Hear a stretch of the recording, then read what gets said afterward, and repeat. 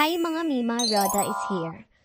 For today's video, we'll be talking about SSS maternity qualifying period for October, November, and December. So let's get started.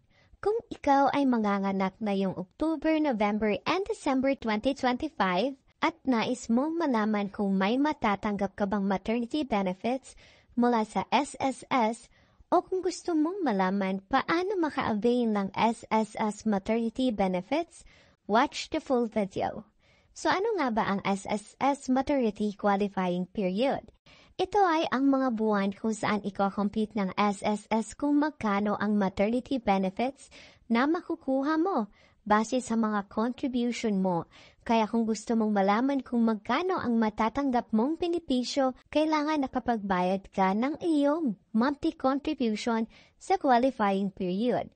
Kailan ang qualifying period ng October, November o December 2025?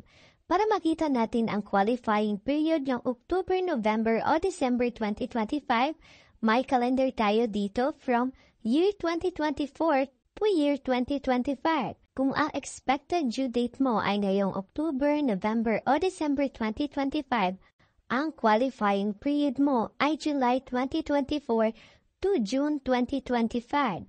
Ibig sabihin, kailangan nakapagbayad ka ng at least 3 to 6 months of contribution mula sa July 2024 to June 2025 para maka-avail ka ng SSS maternity benefit. Paano kung wala pang hulog from month of July 2024 to December 2024? Pwede ka pang maghulog ng iyong monthly contribution this year, January 2025 to June 2025. Paano? By voluntary payment kung ikaw ay wala pang trabaho. Paano kung may hulog ka na sa July 2024 to December 2024 at gusto mong makuha ang 70,000 SSS maternity benefits? Kung mababa ang inyong monthly contribution ay pwede ka pang maghulog na yung January to June 2025 at taasan ang inyong monthly contribution para ma-avail natin ang 70,000 SSS maternity benefits. Kung gusto niyo malaman paano makuha ang 70,000 maternity benefits, click the link at the upper right corner. Paalala sa mga nag-quarterly payment dyan. Huwag magbayad sa buwan ng July 2025 para sa buwan ng April, May at June 2025 dahil hindi ito maisasali o not qualified sa computation ng SSS maternity benefits dahil considered itong late payment. Tumatanggap ng late payment ang SSS ngunit sa SSS maternity benefits ito ay not qualified. At yun lang mga Mima.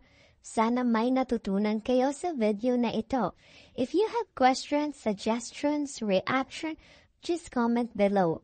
If gusto niyo malaman paano makakuha ng 70,000 SSS maternity benefits o kung paano mag-compute ng SSS maternity benefits, watch my other videos. Thank you for watching. Like and subscribe for more videos like this.